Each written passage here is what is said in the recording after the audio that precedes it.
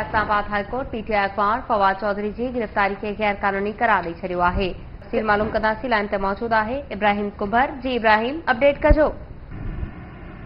जी, justice मियां गुल Hasan Aurangzeb Islamabad high court में फवाद चौधरी जी गिरफ़्तारी ख़िलाफ़ दरख़्वास्त फ़ैसिलो महफ़ूज़ कयो ऐं फवाद चौधरी खे अंडरटेकिंग लिखण जे लाइ बि अदालत हुकुम ॾिनो हो। अॼु अडियाला जेल मां तलब कयो हो फवाद चौधरी खे, जंहिंखे पुलिस जेको सो आहे इस्लामाबाद हाईकोर्ट में पहुचायो ऐं एडवोकेट जनरल जेको सो अदालत खे फवाद चौधरी जे केसनि जे हवाले सां आगाह कयो ऐं अदालत खे इहो ॿुधायो त हुन ते केस दाख़िल आहिनि, पर हिन वक़्तु गिरफ़्तार न आहे।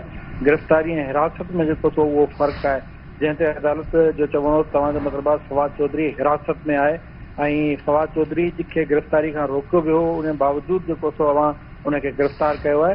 अदालत फ़ैसिलो ॿुधाईंदे हिकु त अंडरटेकिंग लिखाई आहे, उन अंडरटेकिंग में लिखायो वियो आहे त कानून जी भञकिड़ी न थींदी ऐं 144 कलम जी भञकिड़ी बि न थींदी। जेकॾहिं इन अंडरटेकिंग जे ख़िलाफ़ को पार्लियामेंट मेंबर जेको सो वञे थो त उनजे ख़िलाफ़ तो इन अदालत जी जो कार्रवाई थींदी।